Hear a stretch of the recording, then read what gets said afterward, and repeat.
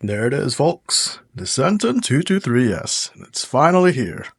Shout out to Big Boys with Cool Toys for providing me this RC that I'm gonna be now unboxing here. You've probably heard about this from many other YouTubers already, like Razor RC, Mark Santamaria, all kinds of stuff, even Kevin Talbot. And I don't think I need to go in depth with a review, but obviously, as you can see, it has the DSC on it, dynamic stability control, which is pretty cool, as a 3S truck. And let's get this open. Oh, this seal has already been cut, but this one hasn't. So that too. Right. All right, that's off. And slowly pull it off to reveal. Oh, that color is nice. I opted for the green or the yellow one, as they said, but ooh, looks way better than in the videos and pictures I've seen online. Trust me, when I say this, when you want to get a first RC, check it out in real life, because I'll tell you what, it's going to look better. But obviously, we have the transmitter inside here. We'll get that opened. And then, of course, the truck itself with a pretty good weight to it. Get that aside for now.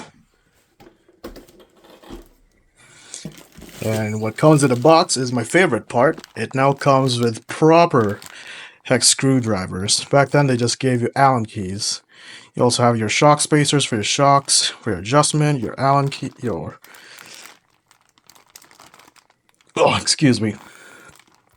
adjust your wheels, to tighten them up. They also include 4 AA batteries, ARRMA branded as well. And let's open this up. So, of course, your necessity pack. Here comes your cute little gun, we should say, to tighten up your wheel nuts, and this used to, back then, is to tighten up your slipper clutch. But I don't know if that's still relevant now, because this comes with a center diff, which we'll come and talk about that later. I guess we all know about that. But they also include 12mm metal hexes, in case you want to switch out the wheels, because most of them are 12mm, such as the Traxxas wheels that I'd like to run. Obviously, your shock spacer, and I believe these are 2 and 2.5. Yeah, those are 2mm and 2.5mm hex drivers, which is really good. Then there's your ARRMA branded AA batteries, which I will be putting that soon. Your single Allen key, which is to remove your pinion, but it's going to be a pain in the butt. And then there's your beautiful Senton 223s card. If you could focus there, I guess not, but scan the QR code to get your support, and obviously your technical pack and the manual. And I know for a fact in the manual here, which I'll get here in a bit. So here it is on page 20 of your manual here. No one ever really mentioned this, and there's the binding or throttle calibration. You can check that out on page 20. I'm gonna do that soon. And obviously, last but not least, your beautiful truck. And I opted for the green or yellow, whatever they would like to call it. And it's a nice color. We'll peel it off here.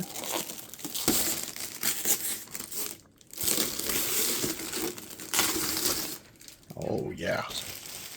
That is beautiful, my friends. Check that out. That is such a nice color. It pops really, really well. It's really, really nice. So I heard to get this off, I'm gonna do the back part, lift that off, this, and then kind of push it away. There we go. So you kind of have to tilt it, then push it. And then there's our underneath of the truck.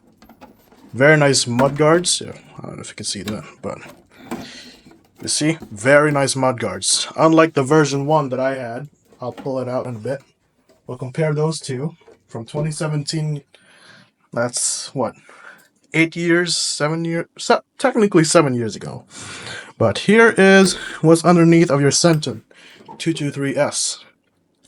What I've realized immediately is this fan. This looks like a 35mm fan instead of a 30mm fan. I'll measure that out. Nope, never mind. It's actually a 30mm fan.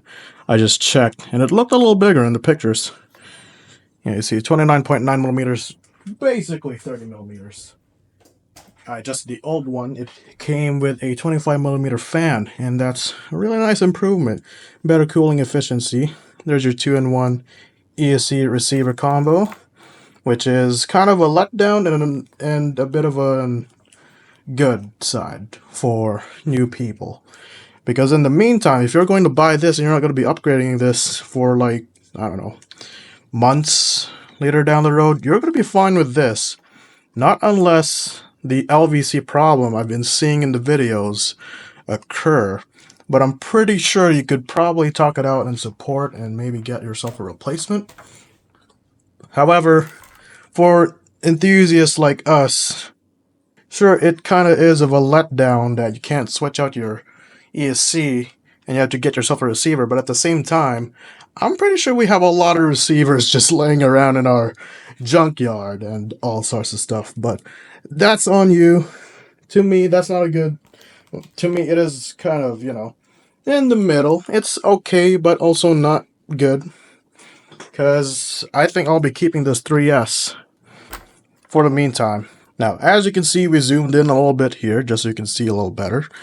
Here, we have a center bearing. Oh, oops. This stupid body almost fell off. We did not want that. Anyway, as I was speaking, we have a center bearing here, which back then, I don't believe it came with one. Obviously, we have our gimmicky battery straps, which I think I'll have to remove, because I like the innovation, I like the idea. However, it is just a little too fiddly for my taste. And it also comes with a nice center shaft cover here. Back then, rocks would get stuck here, and once that rock is stuck, your drive shaft says bye-bye as it's shredded. Obviously, we can see that the body posts here are very much different to accommodate for the body clipless systems. They're not like the usuals. I mean, like, they just shredded a bit of a groove in there, and then that's where the captured hinge pins would catch onto the body and latch on. There's our center diff right here. I think, let's see, take our truck here, and oh, that's really good. Very nice resistance. That's not too bad. I'll probably check that out. Open it up because I know for a fact this has a 16 tooth. Older version BLX had a 20 tooth. And for comparison, this has a 3100 kV brushless motor. The older one had a 3300 kV brushless motor. And you do the math, 3100 kV, 16 tooth, I don't think you're reaching 50 miles per hour plus on their box. And kind of a bummer. But, it is what it is. I also got the pinion for it, and I'll grab it. Here it is. It's a 21 tooth. Come on. 0.8 mod, safety, pinion gear, blah, blah, blah. You know that. As long it's 21 tooth, I'll be replacing the 16 tooth and see how that goes. But I won't replace it right now. I want to drive how this goes out of the box. No tuning suspensions. And its suspension is really nice. That is really, really plush. That's going to take off-roading really, really well. Oh, yeah, that's really good. That is really nice. As you can see now, front bumper is very, very different compared to the older version. I should grab that for you guys, but I'll finish this off. And we have this beefy rear bumper in the back. I don't think you'll be ever breaking that soon. Look how much bracing that is. I mean, like, that would take a lot of beating. Now, I do have a slight confession to make. This used to be a Senton V1 Mega. I'll put in a picture right here. Doing a little BAM magic. This used to be a Senton Mega 550 brushed motor RC, basically. As you can see, it has a 4S system on it. However, we can check out the engineering throughout the 7, or I guess 8 years. Set this dang wire from the side. Now this side flap never came with it. I just junkyarded and screwed it with a bit of Gorilla tape on the side there, just to help cover some of the debris out when bashing it. As you can see, look how tall that side guard is compared to the other one. Obviously, this center bearing never came with it, and if you wanted to, you'd have to buy this piece separately. It's a nice black piece.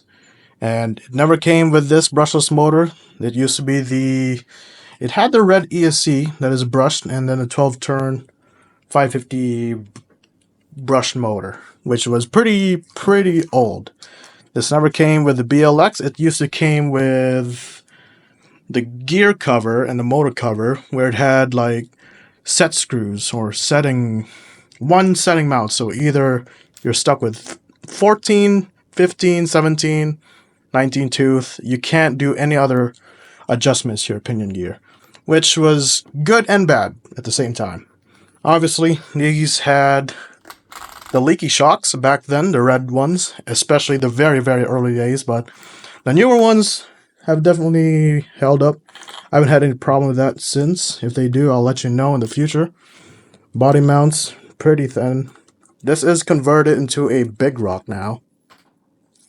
It's a shame I don't have the Senton original look of it, but this never came with these turnbuckles. It used to have the plastic ones.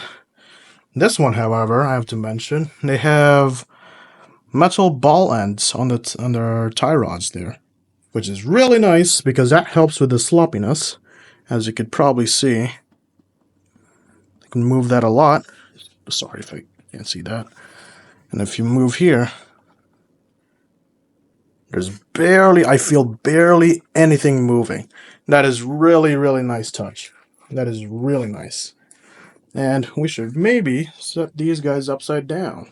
Now, as you can see, I said I just girl taped those side guards, and I'm kind of ashamed, but gotta do what you gotta do sometimes. But as you can see, the engineering throughout the past has really changed. I also drilled those holes, by the way. That's very embarrassing. I should have covered that, but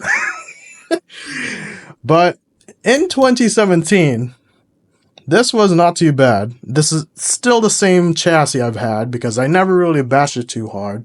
It was more of a lenient, chilling, on and off roading basher. I never really sent it too hard. I broke arms, I broke the shocks back then. Obviously that was from 2017. But if you see here, if you see the holes here from 2017, they've already had those. And if you really mesh those up, they've really had those holes now from 2017. So they've probably thought about a center diff back then. Never really implemented it though, and just stuck with a slipper clutch for now, which is really interesting. Now, as you can see, there's nothing in here. It's just flat pieces right here. Nothing, no other strengths added. And here you can see there's a bit of a notch on between of those. Really adds integrity on the chassis there. As you can see, there's deeper grooves right over here. Compared to here, there's barely anything at all. Now for the skid plate situation, only difference I'm seeing is these two screws, from the Senton. Overall, this is a granite bumper, so you wouldn't have those either way. Now, I don't know if you can see this well. I'm sorry, I apologize in advance, but these right here, these were very fiddly and hard to put back on. I see some notches in there, which you can slide in your tie rods so you don't have to stress yourself out. This one, I believe, also has the same. Yep, you see a very small, tiny notch just slides in for your tie rod and balls. Balls. Now, of course, I know I've said I've owned the Senton V1 Mega brushed, but unfortunately, I did some couple upgrades and converted it into a big rock, which is really not fair. But at the same time, you can really see some engineering took over the place as years came by. Especially right on the chassis, especially underneath on the chassis. They've really made a huge difference. And back then, this used to have the 48 pitch spur gears and pinions. Those really went bad as fast as God knows when. Because I've replaced a lot of spur gears on this thing. Very first, especially brushless. You were burning those out every day. This one, thankfully, now has a center diff. What people really wanted. This obviously still has the slipper clutch from their BLX boost upgrade. That, I'm just gonna say this right now, boost vehicle lines are such a money dump. You're better off buying the BLX versions off from the start than building your own. I'll just say that right now. But anyway, back to the topic. This broke down a lot when I've had it first. Oh goodness, English. Ugh. But yeah, this used to run a lot of spur gears back then, just shredding them apart. I don't think I've had differences with the diffs until I made a mistake of putting white lithium grease on the gears, and that was not a good idea. I'll tell you that. Should have used proper gear grease. Oof, goodness, that's 2 for 2 now. But yeah, overall, it's really interesting to compare a V1 Senton Mega brushed compared to now the 223s Senton. I think that's the V4. And I've also noticed right here on the shocks, there's nothing in there. It's empty. However, here you can add a nice little center brace to make it more rigid for bashing. I mean, it's pretty dang rigid enough, but that's a nice touch. You can add a center brace for your liking if you're going to extreme bash this. So, since being this was a V1 Senton, I know I'm going to say this a lot of times, pardon me, but once you convert them to brushless, if you weren't careful with your throttle response here or your throttle control in midair, obviously I still have the slipper clutch, duh, but if you weren't really careful with your driving, these plastic drive shafts will pop off. You can pop them back in, but they won't have the same rigidity in their drive shafts. They'll continue to pop out. It gets really, really weak throughout your bashing. You'd have to replace that. That's why I opted with these ARRMA center drive shafts. I think they call it BLX versions, really. They're a nice upgrade. Excuse me. Now, I don't think I'm going to be 4S'ing the Senton 223s because it's kind of a waste if I do that.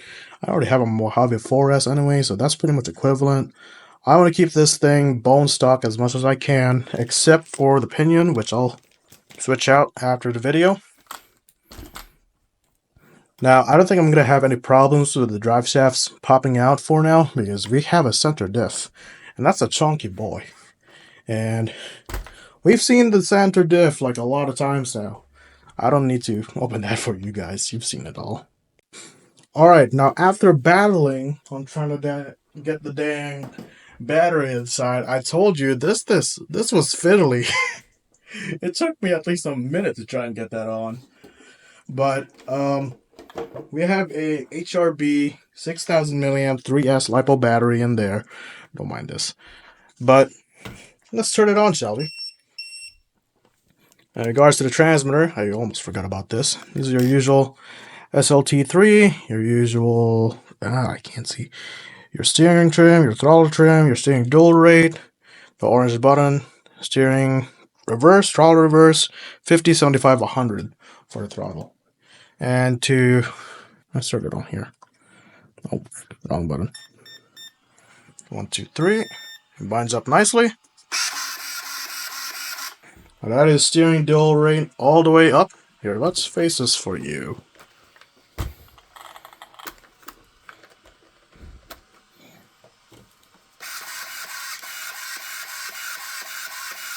It's not fast, but has a lot of power. That's pretty good. Now, obviously, there is your gyro. Oh. Yeah, there is barely some gyro working. You can hear it. I believe that is stock.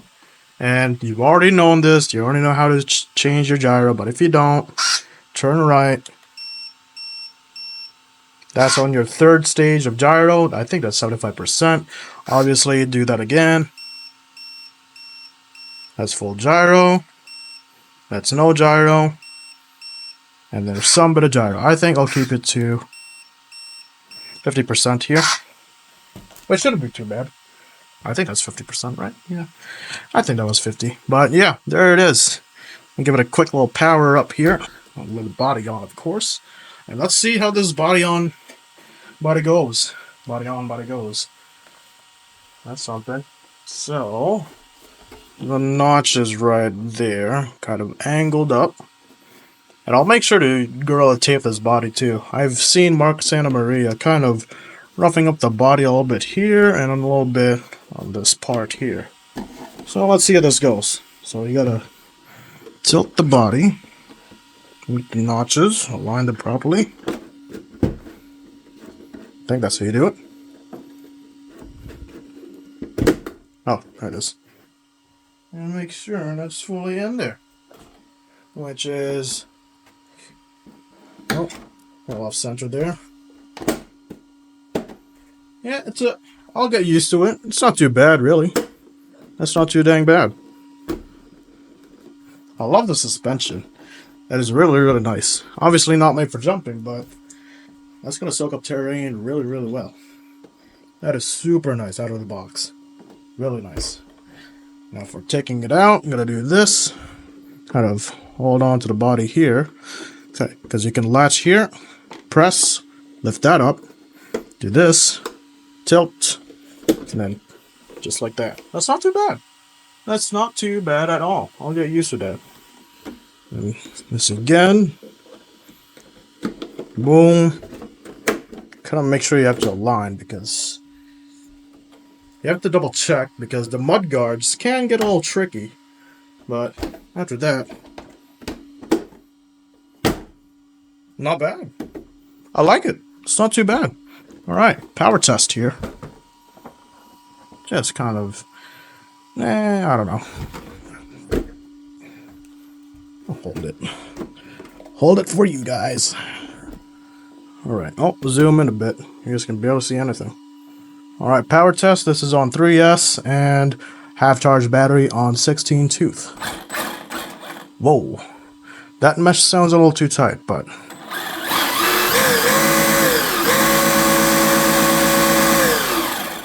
that mesh is really tight. Guess I'll be opening up that soon on the center diff. But yeah, I won't be taking it out bashing for today. It's finally melting here, but it is still pretty slushy. And I don't think I want to ruin this beautiful body yet. I'm getting it dirty, especially. It's a new truck after all. But yeah, I hope you guys enjoyed this video. I hope I can run this as soon as I can after the snow and the slushy, delicious brown snow goes away soon. And I hope you guys enjoyed this video. Thanks for watching. Now, obviously, I wasn't just going to leave that on. I forgot about this technical pack that you can shows all your parts and how they go together, which is really, really nice. If you're a beginner, I recommend that. This is how you set or remove your center drift and also change your pinion gears, which you can always check that out. And now in the back here, look at that. They recommended the Metal Gear front or rear. Oh, come on, focus, would you?